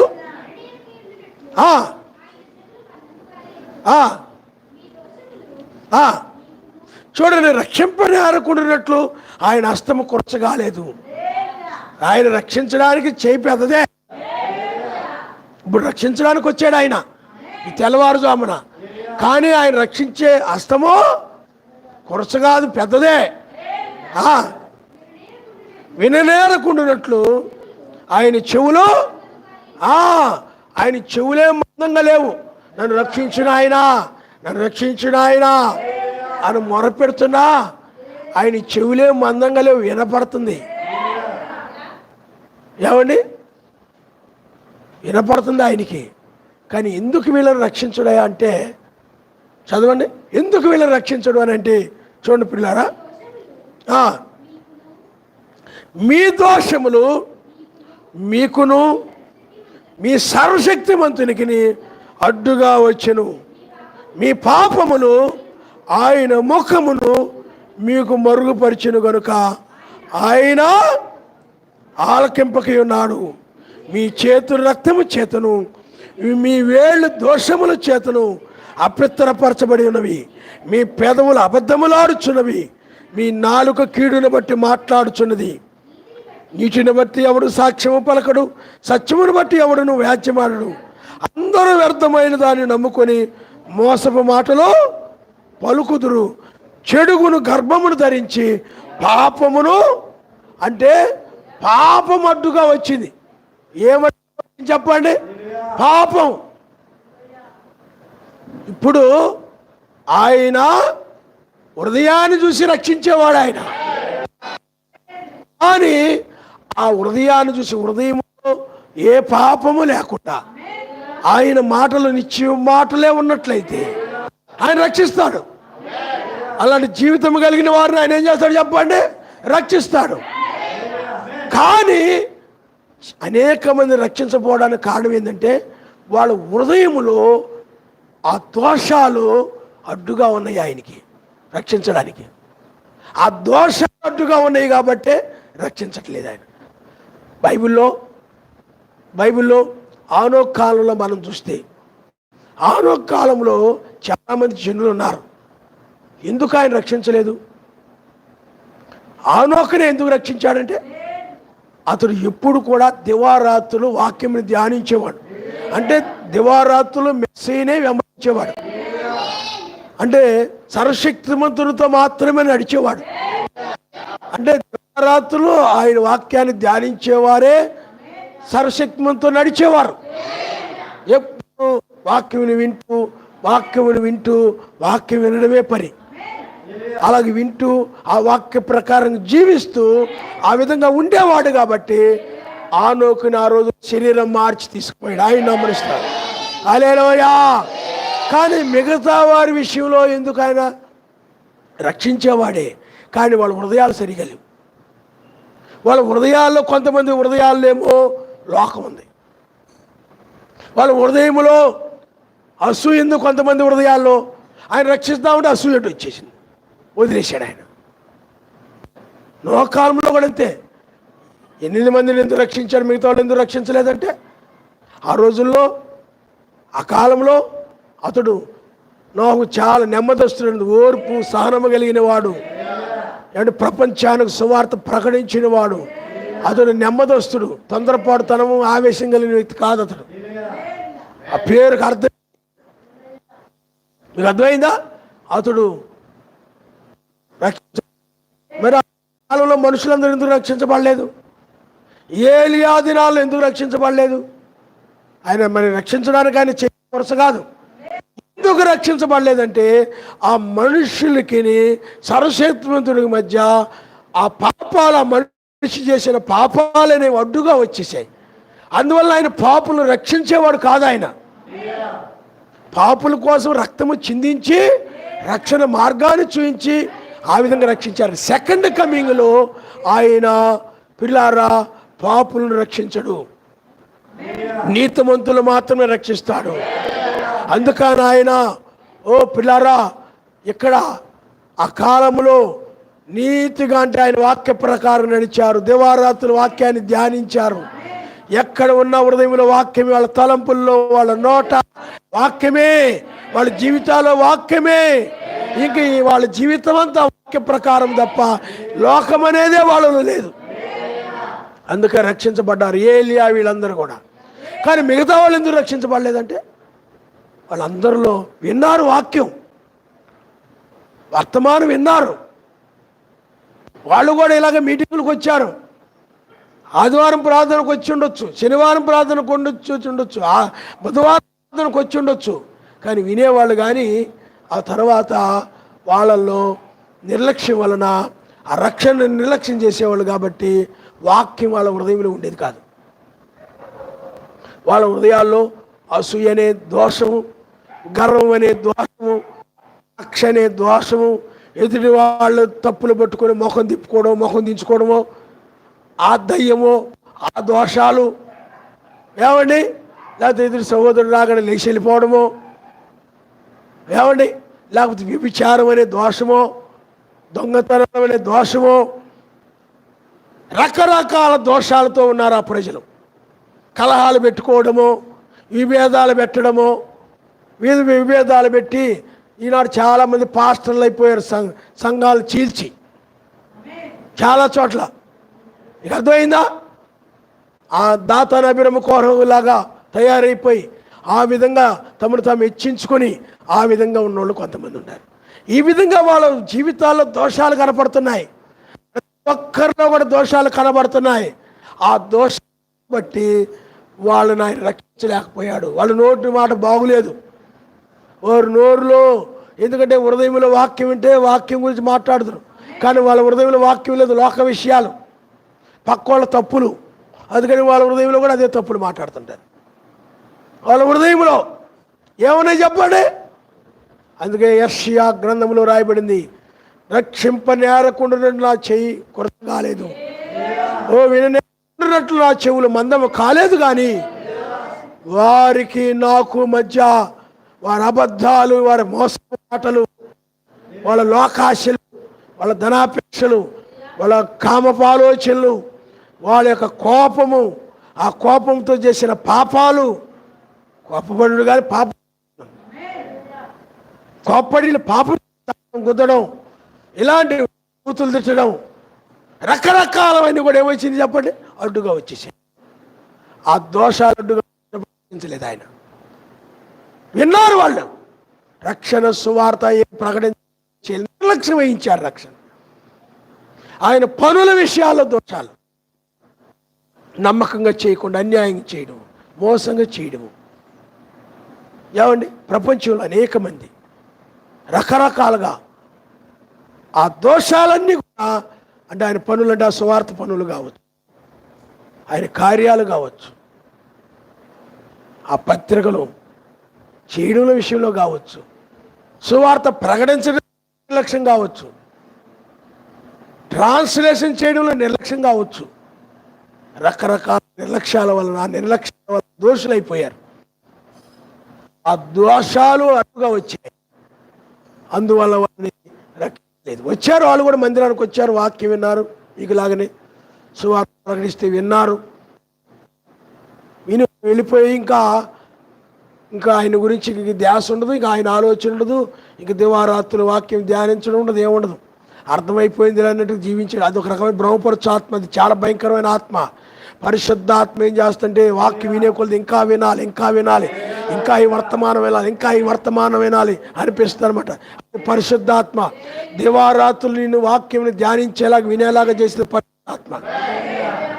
నీలో పరిశుద్ధాత్మ ఉందంటే ఆ విధంగా చేస్తాయి. బ్రహ్మపరిచాత్మ ఉందనుకోండి, అది చేయదు. బ్రహ్మపరిచాత్మ అనుకోండి, ఆ పాఠకారాలు చెప్తుంటాడులే, ఎవడు పాటించదు. అది దయ్యం. నువ్వు ఒకవేళ దివారాత్రులు వాక్యం ధ్యానించమని చెప్పాను అనుకోండి, ఇంటికి వెళ్ళినా కూడా వాక్యం ఇటువంటి సమయాన్ని సద్వినియోగం చేసుకోండి. ఈ చివరి ఇదొక మరుగైన మన్నాన్ని వినండి అని చెప్పినా ఈ విడవబడేవాళ్ళు పట్టించుకోరు, ధ్యానించరు. అర్థమైపోయింది, ఎన్నో వర్తమానాలే కదా, బ్రహ్మపరచు ఆత్మ అనమాట. ఇంకేం వింటాం? ఆయన అలాగే చెప్తుంటే ఏముందని వినడానికి? ఏం వింటాం? వినేది ఏముంది? అది దయ్యం అనమాట, విన్నది అది. అలాంటి దయ్యం పట్టినోడు దివారాత్రి వాక్యం ధ్యానించడం, ఫలించడం, వీళ్ళే పోగొట్టుకునేది. అది మనసు ఉండదు దాని మీద. అటు ఇటు తిరిగి వద్దాం, ఇటు తిరిగి వద్దాం అని మనసు ఉంటుంది ఎక్కువ. అక్కడికి వెళ్ళొద్దాం, ఇక్కడికి వెళ్ళొద్దాం. దివారాత్రి వాక్యం ధ్యానించుకోమన్నాం అనుకోండి, హుషారుగా ఉండరు, ఇబ్బందిగా పడతారు ముఖం. ఏమండి, ఇబ్బందిగా ఏదో పెద్ద సమస్య పెట్టాడు పాస్టర్ గారు మనకి, సమయాన్ని సద్వినియోగం చేసుకోమంటున్నాడు, వాక్యాన్ని వినమంటున్నాడు అంటే పెద్ద సమస్య పెట్టాడరా మనకు అన్నట్టుగా ఫీల్ అయిపోతుంటారు. ఏమయ్యా 2-3 రోజులు వచ్చి గడపండియా, దివారాత్రులు ఆయన సన్నిధిలో గడిపితే నీ మనసు అలా మారిపోద్ది. ఏమి పట్టించుకోదు, విడబడి వాళ్ళు పట్టించుకోరు. కృప లేదు వాళ్ళ మీద. బ్రహ్మం గారు అంటారు, ఒక వ్యక్తి ఒక వర్తమానానికి లోపడుతున్నాడంటే అతని మీద కృప ఉందని అర్థం అన్నాడు. అతను పట్టించుకోవట్లేదంటే నువ్వు ఎంత చెప్పినా ఆడికి కృప లేదు కాబట్టి పట్టించుకోడు అన్నాడు. పట్టించుకోడు అతను. పనులు చేసుకుంటా కూడా వాక్యం వినండి అయ్యా, పట్టించుకోడు. ఇంట్లో ఉండి పని చేసుకున్నావు అనుకో, వాక్యం వింటూ వినమ్మా, పట్టించుకోదు ఆమె, ఏం పట్టించుకోదు. విని వదిలిపోయి విడిచిపెట్టి వెళ్ళిపోద్ది. ఆ దోషాలన్నీ అడ్డుకొచ్చాయి. అర్థమైందా మీకు? ఆ దోషాలన్నీ కూడా అడ్డుకొచ్చాయి. అందుకే నేను చెప్తుంటాను, మీరు నా పేరు అబ్రాహాము కదా, ఎత్తబడిపోతాను. ఏమండి, నా పేరు ఏలియా, నేను ఎత్తబడిపోతాను. నా పేరు ఎస్తేరు, నేను ఎత్తబడిపోతాను. నా పేరు బైబిల్, నేను ఎత్తబడతాను. నా పేరు బైబిల్లో శారా, రెబకా, నేను ఎత్తబడిపోతాను. బైబిల్లో దావీదు పేరు నాది, నేను ఎత్తబడిపోతాను. నోహు పేరు నాది, నేను ఎత్తబడిపోతాను. మోషే పేరు నాది, నేను ఎత్తబడిపోతాను. యెహోషువ పేరు నాది, నేను ఎత్తబడిపోతాను. ఆనోకు పేరు నా పేరు, నేను పేర్లు చూసుకొని ఎత్తబడతాం అనుకోకండి. మాత్రమే పేరు ఇస్తానని చెప్పలేదు అక్కడ. వాటిని బట్టి ఉప్పొంగిపోకండి.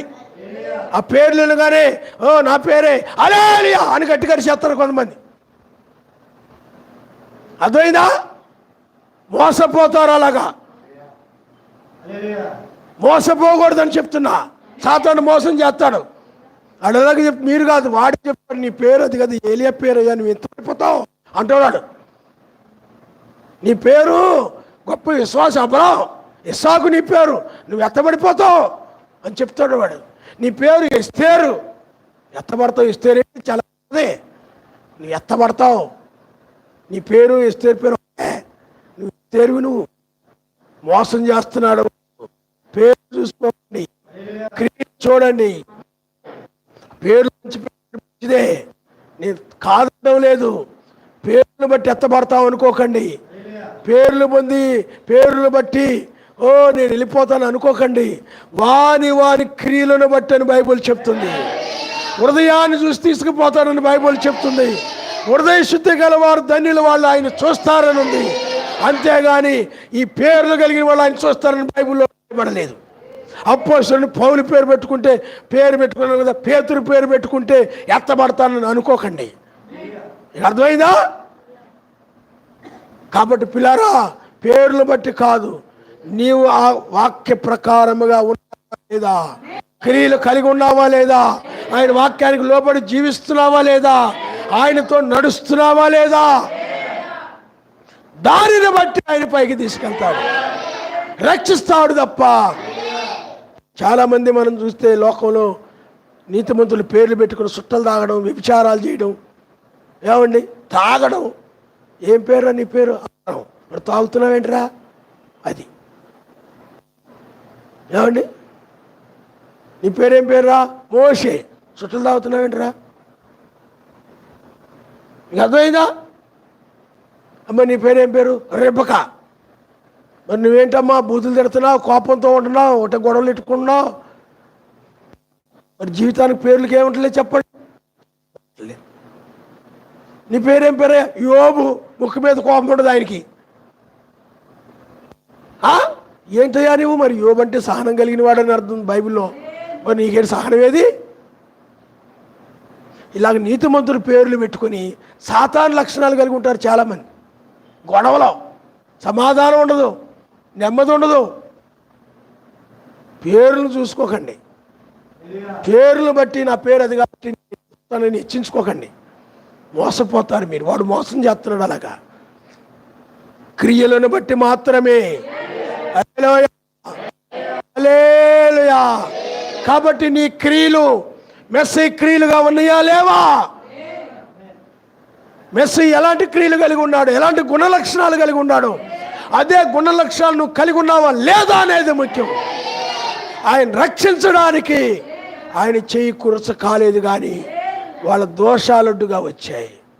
వాళ్ళ సెల్ ఫోన్లో గడుపుతున్నారు దోషం, వీడియో గేమ్లు ఆడుతున్నారు ఒక దోషం, ప్రార్థన చేయకపోవడం దోషం. ఇక అర్థమైందా?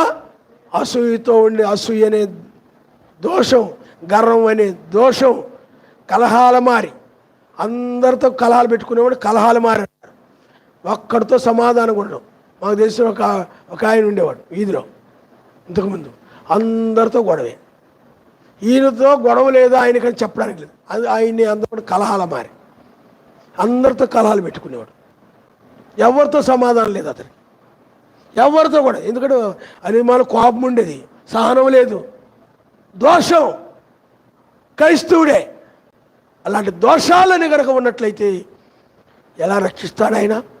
దోషులను రక్షించడానికి రాలేదు రెండవసారి, దోషులను రక్షించడానికి కాదు, దోషుల కోసం, పాపుల కోసం రాలేదు. ఆనాడు యెజబెల్ ఉంది, ఆమె ప్రవక్తలను నమ్మలేదు, ఆమె బోధ ఆమె నమ్ముకుంది. మీకు అర్థమైందా? ఏం చేయలేదు చెప్పండి. ఆమె ఈనాడు కూడా యెజబెల్ వలె ఉన్నావేమో, యెజబెల్ వలె. ప్రమాదం సుమా అంటే పురుషుని మీద, నీ భర్త మీద అధికారం చేస్తూ, నీ భర్తకు లోబడకుండా నువ్వే నాకు లోబడాలా, ఏం చెప్పి నువ్వే వినాలా. ఆయనేమో శరీరము, నువ్వే శిరస్సు. ఆ రమ్మంటే వస్తుంటారు, పొమ్మంటే పోతుంటారు. కుక్క పిల్లలాగా మాకు ఒకటి ఉండేది, బయట దగ్గర కుక్కలు ఉండేవి. అక్కడ రమ్మంటే వచ్చాయి, వెళ్ళమంటే. అది దోషం. అది పురుషుడు పురుషుడిగా ఉండాలి, స్త్రీ స్త్రీగా ఉండాలి. హల్లెలూయా. కాబట్టి పిల్లారా, చేత దోషములు అడ్డు వచ్చాయి. కాబట్టి ఆ కాలంలో అనేక మంది జనుల్లో ఏదో ఒక దోషం, ఏదో ఒక పాపం, ఏదో ఒక నోట కానీ, కళ్ళల్లో కానీ, చెవుల్లో కానీ, చేతల్లో కానీ, హృదయంలో కానీ, ఏదో ఒక అవయముల్లో దోషాలు ఉన్నాయి. ఆ దోషాలను బట్టి అనేక మంది విడవబడ్డారు, జలప్రలు నశించారు, సొదొమ అగ్ని గంధకాల చేత నాశనం చేయబడ్డారు. కానీ ఏ దోషము లేదు మాత్రమే ఆయన రక్షించి, ఆయన మనిషి, ఆయన మిగతా వాళ్ళని రక్షించడానికి ఆయన చెయ్యి కొరచ కాలేదు. కానీ అయితే పాపాలు అడ్డు వచ్చేసాయి, దోషాలు అడ్డు వచ్చేసాయి, వాళ్ళ కోపం అడ్డు వచ్చేసింది ఆయనకి, వాళ్ళు చేసే చెడ్డ క్రియలు అడ్డు వచ్చేసాయి ఆయనకి, వాళ్ళ బూతులు అడ్డు వచ్చేసాయి ఆయనకి. అందువల్ల వాళ్ళని ఆయన రక్షించకుండా వదిలేశాడు ఆయన. ఇప్పుడు కూడా అదే జరుగుతుంది సమా. ఆ కాలంలో జరుగుతుంది. ఇప్పుడు రెండవసారి రక్షించడానికి వచ్చాడు. రెండవసారి ఆయన ఎవరైతే ఈ వర్తమానం విని నిర్దోషులుగా ఉంటారో వారి మార్చబడి పైకి వెళ్ళిపోతాయి. అందుకనే పిల్లారా, నిజమైనటువంటి వధువు ఈ సమయంలో ఆయన సన్నిధులు నిర్దోషురాలుగా ఉంటుంది. కాబట్టి ఆమె ఏ పాపం అడ్డుగా లేదు. కాబట్టి ఆయన రక్షిస్తాడు. సమయంలో ఆమెను రక్షించడానికే వచ్చాడు. దానియేలు కాలంలో దానియేలు ఆ గుహలో ఉన్నప్పుడు నిర్దోషిగా ఉన్నాడు. కాబట్టి దానియేలు పైకి తీశాడు. మరి దోషులందరూ ఏమైపోయారు? సింహాలకు ఆహారంగా ఇవ్వబడ్డారు. ఎందుకంటే వాళ్ళ దోషాలు ఉన్నాయి. పితృలు పోని చెప్పారు, సమాధానంగా లేరు, ఐక్యంగా లేరు. వాళ్ళ దోషులు వీళ్ళ దోషులు లేరు, ఒకరు తప్పులు ఒకరు పట్టుకొని దూరంగా ఉన్నారు. ఐక్యంగా లేరు, ప్రేమతో లేరు. అర్థమైందా? ఆ దోషాలను బట్టి వాళ్ళు ఏమైపోయారు చెప్పండి? లోతు కాలంలో నశించిపోయారు. ఆ రోజుల్లో కూడా కొండలు చెప్పేవాళ్ళు సింహాలకు ఆహారం వేయబడ్డారు. కాబట్టి పిల్లారా, నీలో ఏ దోషమైనా గనక ఉన్నట్లయితే నీవు రక్షించబడవు సుమా. ఆయన నిర్దోషులు మాత్రమే వచ్చాడు. అందుకని బైబిల్ చెప్తుంది, రక్షింపనేరకుండానట్లు నా చెయ్యి కొరచా. ఈ 20 లక్షల మందిలో 2 మాత్రమే కానాని వెళ్ళారు. మిగతా వాళ్ళు ఎందుకు వెళ్ళలేదంటే, వాళ్ళు ఎందుకు ఆయన చేర్చలేదంటే వాళ్ళ దోషాలను బట్టి వాళ్ళని ఆయన చేర్చలేదు. విన్నారు వాక్యం, నిర్లక్ష్యంగా ఉండేవారు. ఆ నిర్లక్ష్యం వల్ల వాళ్ళు దోషులుగానే ఉన్నారు. నువ్వు మొహం కడుక్కోకపోతే నీ నోరేమైపోద్ది? ఏమండి? కంపు కొడతా ఉంటుంది. అలాగే వాళ్ళు కూడా ఎందుకంటే నిర్లక్ష్యం వహించావు కాబట్టి కడుక్కోవడం. అలాగే ఇక్కడ కూడా వాక్యమును విని దాన్ని ధ్యానిస్తూ ఆ వాక్యము చేత నిన్ను పవిత్రపరచుకోకపోతే నీవు ఆ మురికి జీవితమే జీవిస్తావు, కంపు జీవితం జీవిస్తావు. ఎందుకంటే నిర్లక్ష్యం వహించావు. నీ నీ హృదయాన్ని శుద్ధి చేసుకోవడం విషయంలో, నువ్వు ఒప్పుకోవడం విషయంలో, ప్రార్థించుకోవడం విషయంలో, దివారాత్రుల వాక్యం ధ్యానించడం విషయంలో నిర్లక్ష్యం వహించావు కాబట్టి, నీ హృదయం శుద్ధిగా లేదు కాబట్టి, అది మురికి కంపు కొడతా ఉంది కాబట్టి, అందుకనే నిన్ను వదిలేసి తన నిజమైన వాళ్ళు ఒకరైనా నలుగురున్న 10 మంది ఉన్న 10 తీసుకుని వెళ్ళిపోతాడండి. దోషాలతో ఉన్న వధువు ఆయనకు అక్కర్లేదు, అబద్ధాలతో ఉన్న వధువు ఆయనకు అక్కర్లేదు. ఆయన వంటి వధువును మాత్రమే తీసుకెళ్తాడు. దేవారాత్రులు ఆయనదే, ఆయన ధ్యాసలో బ్రతుకుతూ ఉంటుంది ఆమె, ఆయన ఆలోచనలతో బ్రతుకుతూ ఉంటుంది, ఆయన వాక్యముతో బ్రతుకుతూ ఉంటుంది, ఆమెను తీసుకెళ్తాడు. కానీ దేవారాత్రులు లోకాన్ని ధ్యానిస్తూ ఉంటుంది. డబ్బు, వస్తువులు, ఏమండి, చీరలు, లోకము, అవి ఇవి, వాళ్ళ మీద వీళ్ళ మీద అవి ఇవి ధ్యానిస్తూ ఉంటుంది, ఇవి ఆలోచిస్తూ ఉంటుంది. ఎప్పుడు చూసినా హృదయంలో ఆయన లేడు. లోక తలంపులు ప్రమాదంలో పడిపోద్ది. కాబట్టి పిల్లారా, ఆలోచన చేయండి. రక్షింపనేరకుండా చేయి కురుచు కాలేదు, కానీ వారి దోషాలు నాకు అడ్డుగా వచ్చాయన్నాడు. నీ దోషాలు కూడా ఆయనకు అడ్డుగా ఉన్నట్టయితే రక్షించడానికి గుర్తుపెట్టుకో. ఒకసారి నీ దోషాలు ఏమైనా ఉన్నాయేమో ఆలోచన చేసుకో. ఎందుకంటే పిల్లారా, మీరు ఒకసారి ఆలోచన చేసినట్లయితే ఆయన మధ్యాహ్నములే నీ నిర్దోషత్వాన్ని ఆయన వెల్లడిపరుస్తున్నాడు. కాబట్టి పిల్లారా, అలాగ వెల్లడిపరచడానికి ఆయన వచ్చాడు. కాబట్టి ఈ రక్షణని లోకమును విడిచిపెట్టి నిర్లక్ష్యం చేస్తావేమో, తర్వాత విరుద్దాములే, తర్వాత చేద్దాములే, ఇంకా సమయం ఉందలే, ప్రార్థన నిర్లక్ష్యం చేస్తున్నావేమో విడిచిపెట్టడానికి, అసూయని విడిచిపెట్టడానికి నిర్లక్ష్యం చేస్తున్నావేమో, నీలో ఉన్న గర్వాన్ని విడిచిపెట్టడానికి నిర్లక్ష్యం చేస్తున్నావేమో, నువ్వు కలిగి ఉన్న ధనాపేక్షను విడిచిపెట్టడానికి నిర్లక్ష్యం చేస్తున్నావేమో ఆలోచన చేసుకో. లోకాశలు విడిచిపెట్టడానికి నిర్లక్ష్యం చేస్తున్నావేమో ఆలోచన చేసుకో. ప్రేమతో ఉండడానికి నిర్లక్ష్యం చేస్తున్నావేమో, సహనంతో ఉండడానికి నిర్లక్ష్యం ఆయన వాక్యమును పాటించడానికి నిర్లక్ష్యం చేస్తున్నావేమో, ఆయన కార్యాలు నిర్లక్ష్యం చేస్తున్నావేమో. నీ నిర్లక్ష్య జీవితాన్ని బట్టి నీవు విడిచిపెట్టబడతావు సుమా. అలాంటి వధువు ఆయనకు అక్కర్లేదు, ఆయనకు అక్కర్లేదు. ఆయన వధువు నిర్లక్ష్యం లేనిది, జాగ్రత్త కలిగింది, వాక్యం పట్ల జాగ్రత్త కలిగింది, ఆయన కార్యాల పట్ల జాగ్రత్త కలిగింది. మొదటగా ఆయన కోసం జీవించేది. అలాంటి వధువుగా ఉన్నావా? ఆలోచించేయి. దోషములతో ఉన్న వధువుగా ఉన్నావా? ఆలోచించేయి. నువ్వెందుకు నీ జీవితం ఫలింపు లేకుండా ఉందంటే, ఆత్మీయంగా ఫలింపు లేకుండా దోషాలతో ఎందుకు బ్రతుకుతున్నావు అంటే, నీ హృదయం అంతా ఎందుకు దోషారోపణ చేస్తూ ఉందంటే, నువ్వు దివారాత్రులు వాక్యాన్ని ధ్యానించడం లేదు, ఎండవలేదు. అందువల్లే నీలో హృదయంలో దోషారోపణలు కనబడతా ఉన్నాయి. సరిగా ప్రార్థించట్లేదను, నీలో కోపం పోలేదను, నీలో కక్ష పోలేదను, దురాలోచన పోలేదను, హృదయం దోషారోపణ చేస్తున్నంతకాలం నువ్వు రావు. దివారాత్రులు వాక్యమును ధ్యానించేవారు ఏ దోషారోపణ లేకుండా ఫలిస్తారు, ప్రేమలో ఫలిస్తారు, సమాధానంలో ఫలిస్తారు, ఆయన ఆనందములో ఫలిస్తారు. అలాంటి వారు ఎత్తబడతారు. హల్లెలూయా. వీళ్ళు దివారాత్రులు అంటే రోజుకి 24 గంటలు ఉన్నాయి. అందుట్లో వీళ్ళు ప్రార్థనకు 1 గంట ఇస్తారు. మిగతా సమయం అంతా కూడా లోకానికే.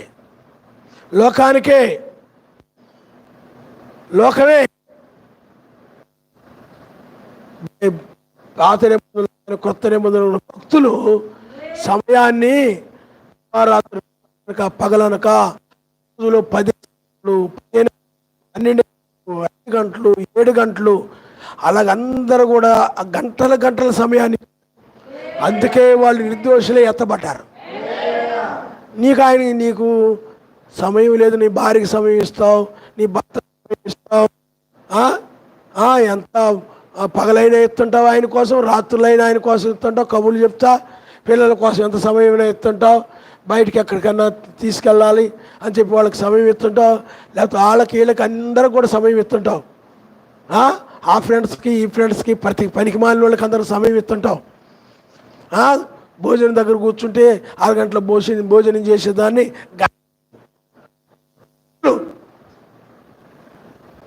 కబుర్లు ఆడుకుంటూ మీటింగ్స్ జరుగుతున్నాయి కొన్ని కింద కూర్చొని వండేటప్పుడు కబుర్లు, ఇంటి దగ్గర కబుర్లు, ఇంటి దగ్గర శుభ్రంగా కూర్చొని ప్రార్థన చేసుకొని ఏదో ఆయన గురించి చెప్పుకుంటూ మాట్లాడుకుంటూ ఏమండి భోజనం చేస్తారా? లేదు. చర్చిలో ఇలా జరిగింది, ఆ బ్రదర్ ఇలాగా, ఈ సిస్టర్ ఇలాగా, ఆ కబుర్లు చెప్తూ ఈ కబుర్లు చెప్తూ చర్చిలో విషయాలు అన్ని సంబంధం మతశాఖ సంబంధించిన భర్తలకు చెప్పకూడదు. వాళ్ళకి ఏం అర్థమవుతాయి? వాళ్ళకి పరిశుద్ధాత్మ వాళ్ళలో అర్థమవుతుంది. అర్థమైందా? చెప్తే రక్షణ గురించి చెప్పు, వేకోచ గురించి చెప్పు. వాళ్ళ తప్పులు వీళ్ళ తప్పులు వాళ్ళవి వెళ్ళయి అని మోసుకొని వెళ్ళి ఏమండి వాళ్ళు ఏమంటారు? ఏమండి ఏ విశ్వాసులు వాళ్ళు అంటారు. కాబట్టి మీరు ఆలోచన చేయాలి. అంతేగాని పులుసు బాగుంది, కూర బాగుంది, మీ ఆవిడ పప్పు బాగుండిందే, అదైందా? మీ మమ్మీ బాగుందిరా తిను, ఇప్పుడు సరిపోయిందా వేసుకో.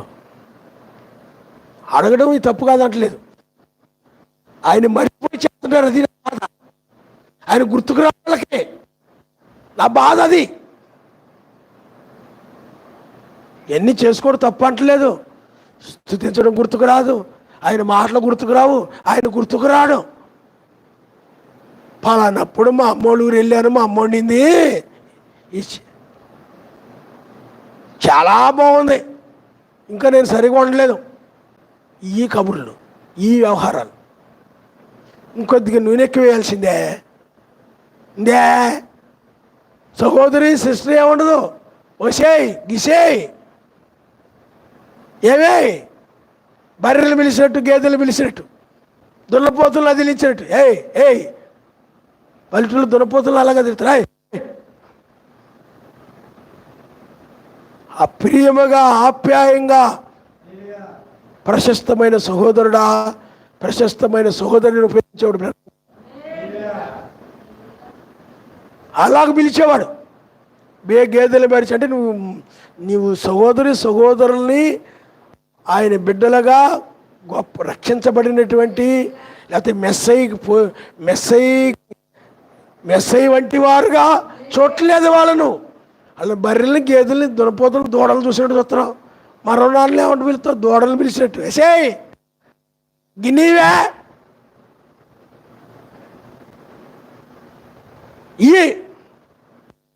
ఇవే ఉండే ఎత్తాను ముసల్దానా ఇది అర్థమైంది మీకు?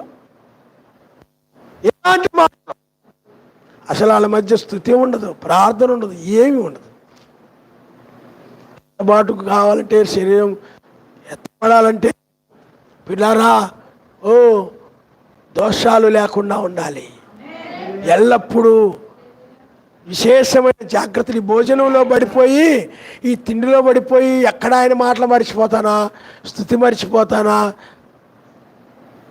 ఏమంటే మహింపరచడం మర్చిపోతానా, ఏముండదు అది మర్చిపోతుంటారు. అది బాధ.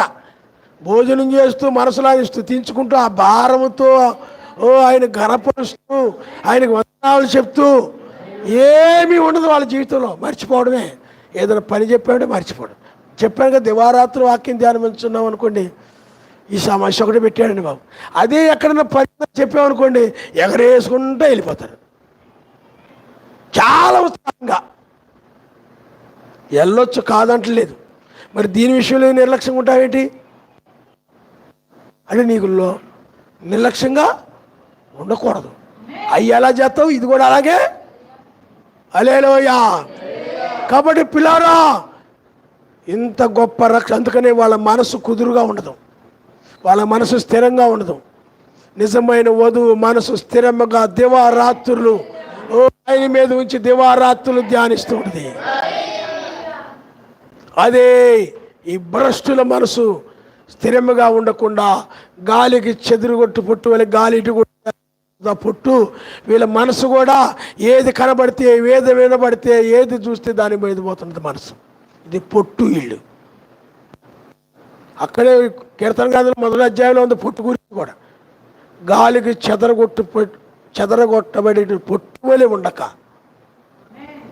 అందుకని దివారాత్రి వాక్యం ధ్యానించేవాళ్ళు స్థిరమైన మనసు కలిగిన వాళ్ళ మనసు ఎప్పుడు కూడా వాక్యం మీద ఉంటుంది. ఇంటికి వెళ్ళినా కూడా ఇదే ప్రసంగాన్ని మళ్ళీ వింటారు, ఇదే వర్తమానాన్ని మళ్ళీ వింటుంటారు.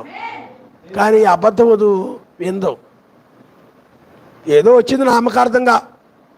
ఇంటికి వెళ్ళిపోయిన తర్వాత ఇంకా దాని మీద ధ్యాస ఉండదు, ఇంకా దాని మీద ఆలోచన ఉండదు, ఇంకా లోకం మీదే.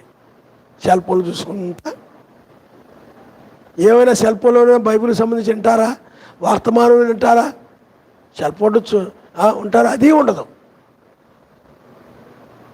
ఎప్పుడు మా ఆవిడ పని చెప్తుందా, ఏం చెప్తుందా, బయటికి వెళ్ళి తిరిగి వద్దామని చూస్తుంటారు. ఇంకేం చెప్పలేదేంటి, 4 అయిపోతుంది, 3 అయిపోతుంది, తిరిగి వద్దామంటే బజ్జీలు ఏమైనా దమ్మడి తెద్దాం, ఏమండి బిర్యానీలు ఏమైనా దమ్మడి తెద్దాం, ఆదివారం కదా ప్రార్థనకి వెళ్ళి వచ్చాం కదా, కూరగాయలు ఏమంటే తెమ్మటి తెద్దాం అంటే ఎప్పుడు బయటికి వెళ్ళిపోదాం, తిరుగుదామని ఒకటి తప్ప నీకు? కబుర్లు చెప్పుకుంటా తింటూ తిరగొచ్చని బయట అయితే ఆయన మర్చిపోయి, అన్నీ ఆయన మర్చిపోయి ఇయ్యి మనసు దాని మీదే ఉండాలి. వధువుకి ఆమె మాత్రం ఎత్తబడుతుంది. హల్లెలూయా. నిర్లక్ష్యము కలిగిన వారు రక్షణ విషయంలో నిర్లక్ష్యం కలిగి, ఎత్తబాటు విషయంలో నిర్లక్ష్యం కలిగి, ఈ వర్తమానం విషయం నిర్లక్ష్యం కలిగినటువంటి వారు, ఆరాధన నిర్లక్ష్యం చేసిన వారు, దివారాత్రులు వాక్యమును ధ్యానించడం నిర్లక్ష్యం చేసిన వారు ఫలించక ఏమండి దోషులుగా ఉండి విడిచిపెట్టబడతారు. అందులో నీవు ఉన్నావేమో ఆలోచన చేసుకో. తల్ల వంచుకోండి, మనం ప్రార్థన చేసుకుందాం. ఇప్పుడు ఆ రక్షణ చేతాము, ఇప్పుడు ఈ రక్షణతో ముగుస్తుంది. నిజమైన వధువు ఈ తెల్లవారుజామున ఈ అన్ని జనుల కాలం ఇప్పుడు సంపూర్ణమైపోతుంది. ఈ రక్షణతో అన్ని జనుల కాలము సంపూర్ణమైపోతుంది. హల్లెలూయా. ఇక యూదుల యొద్దకు ఆయన వెళుతున్నాడు, యూదులు కలుసుకోబోతున్నాడు. నువ్వు ఆలోచన చేసుకో, ఒకసారి నువ్వు ఆలోచన చేసుకో.